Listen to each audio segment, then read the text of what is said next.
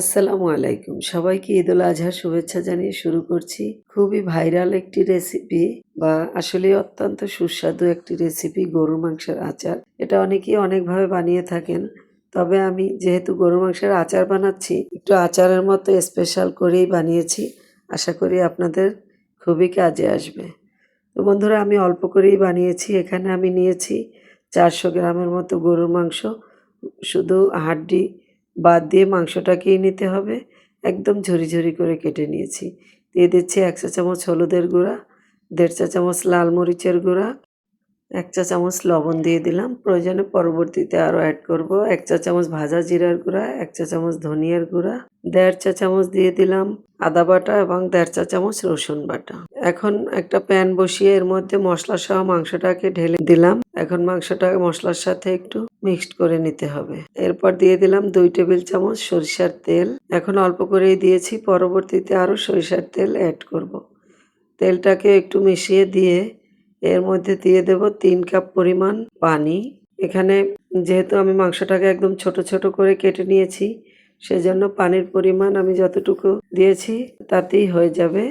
আর আপনারা যদি বড় বড় করে কাটতে চান, সেক্ষেত্রে আরও পানির পরিমাণ বাড়িয়ে দিতে হবে। তবে আচারের ক্ষেত্রে মাংসটা আমি এভাবে কেটেছি, কারণটা রেসিপিটা সম্পূর্ণ দেখলেই বুঝতে পারবেন। ছোট 2 টুকরা দারচিনি আর 2টা এলাচ দিয়ে ঢাকনা দিয়ে দিলাম। প্রায় 5 মিনিটের মতো রান্না করে পানিটা কিছুটা শুকিয়ে নিয়েছি। ঢাকনা খুলে নেড়েচেড়ে আবারও ঢাকনা দিয়ে পুরোপুরি মাংসটা সেদ্ধ করে নেব এবং পানিটাকে শুকিয়ে নেব। তো এই আচারের জন্য একটা শাহি মশলা তৈরি করব, সেটা আপনাদেরকে দেখিয়ে দিচ্ছি। নিয়েছি 1 চা চামচের 4 ভাগের 1 ভাগ মিষ্টি জিরা, 1 চা চামচ করে কালো সরিষা, আস্ত ধনিয়া, আস্ত জিরা, কয়েকটা নিয়েছি শুকনা মরিচ, আর রয়েছে এখানে 1 চা চামচের 4 ভাগের 1 ভাগ মেথি, আর 7-8টার মতো কালো গোলমরিচ। এগুলোকে এখন লো আঁচে একটা শুকনা খোলায় ভালোভাবে ভেজে নেব। এগুলোকে ভেজে নিয়ে তুলে আমি ঠান্ডা করে ব্লেন্ডার করে নেব। তার আগে আবারও মাংসটাকে একবার আপনাদেরকে দেখিয়ে দিলাম। এরকম গরম মশলা যতটুকু আমি এর মধ্যে আস্ত দিয়েছিলাম, আমি তুলে ফেলে দিয়েছি। বন্ধুরা, ঢাকনা দিয়ে দেখুন পানিটা সম্পূর্ণ শুকিয়ে নিয়েছি, দেখতেই পাচ্ছেন। এখন আমি এটাকে তুলে রাখবো। এখন মাংসটায় বাগার দেব। রেসিপিটা কেমন লাগছে এই পর্যন্ত আপনাদের কাছে কমেন্ট করে জানাবেন এবং ভালো লাগলে একটা লাইক করে দিবেন। আবারও চুলায় প্যান বসিয়ে 1 কাপ সরিষার তেল দিয়ে দিলাম। আর যেহেতু আচার, সেহেতু সরিষার তেল অবশ্যই দিবেন। 2টা বড় রসুন আমি কোয়াগুলো পরিষ্কার করে ধুয়ে এভাবে দিয়ে দিলাম। 30 সেকেন্ডের মতো নেড়ে নিয়ে এরপর এর মধ্যে দিয়ে দেব 3টা শুকনা মরিচ। শুকনা মরিচটাকে আমি একটু কেটে দিলাম, এতে করে একটু ঝালও বের হবে। আপনারা আস্তেও দিতে পারেন। তো শুকনো মরিচটাকে দিয়ে প্রায় 30 সেকেন্ডের মতো ভেজে নেব। এগুলো দেখুন ভাজা হয়ে গেছে। এখন সেদ্ধ করে রাখা মাংসটা এর মধ্যে দিয়ে দিচ্ছি।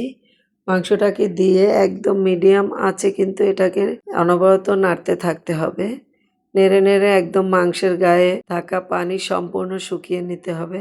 এটা তেঁতুলের ছড়ি আমি আধা ঘন্টা আগে ভিজিয়ে রেখেছিলাম, তো সেগুলোকে দিয়ে দিলাম বিচি সহই। আমি আপনারা চাইলে শুধু তেঁতুলের কালটাও বের করে দিতে পারেন। 1 টেবিল চামচ লেবুর রস দিলাম।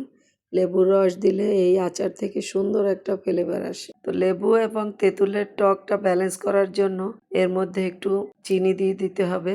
আমি 1 টেবিল চামচের একটু কম চিনি দিয়ে দিলাম। এখন চিনিটাকেও এর সাথে মিক্সড করে দিলাম। এখনও কিন্তু আচারের স্পেশাল মশলাটা দেওয়া হয়নি, সেটাই এখন দিয়ে দিচ্ছি। তো বন্ধুরা, এটাই হলো আচারের মূল মশলা।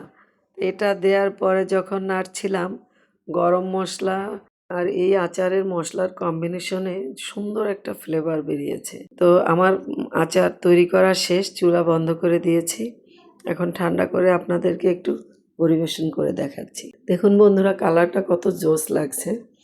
আসলেই অত্যন্ত সুস্বাদু। এটা সাদা ভাত, পোলাও, বিরিয়ানি, খিচুড়ি সব কিছুর সাথে খেতে অত্যন্ত মজাদার। আশা করি আসছে ঈদে আপনারাও ট্রাই করবেন। বেশি করে তৈরি করে রাখবেন, সেক্ষেত্রে তেলের পরিমাণ বাড়িয়ে দিবেন বাগারের সময় যে আমি তেলটা দিয়েছি। তাহলে মাংসটা ডুবা তেলে থাকলে দীর্ঘদিন ফ্রিজ ছাড়াও আপনারা সংরক্ষণ করে খেতে পারবেন। আর দেখুন, এই যে রসুনটা একটু দেখিয়ে দিলাম কতটা সফট হয়েছে। আমি একটু খেয়ে নিয়েছি, মাংসটাও একটু আপনাদেরকে খেয়ে দেখাচ্ছি। তো বন্ধুরা, এই আচারটা এরকম আমি ঝুরি ঝুরি করে তৈরি করেছি এ কারণেই যে সংরক্ষণের ক্ষেত্রে এটা কিন্তু দীর্ঘদিন সংরক্ষণ করলে নষ্ট হবে না। এরপর আপনারা সারা বছর ফ্রিজেও সংরক্ষণ করে খেতে পারবেন, তবে এরকম কাচের জারে রাখার চেষ্টা করবেন। বন্ধুরা, রেসিপি ভালো লাগলে লাইক কমেন্ট শেয়ার করতে ভুলবেন না। আর এখনও যারা সাবস্ক্রাইব করেননি প্লিজ সাবস্ক্রাইব করে নেবেন। আজ বিদায় নিচ্ছি, দেখা হবে আবারও কোনো ইউনিক রেসিপি নিয়ে। সে পর্যন্ত সবাই ভালো থাকবেন, সুস্থ থাকবেন। সবাইকে আবারও ঈদুল আজহার শুভেচ্ছা। আল্লাহ হাফেজ।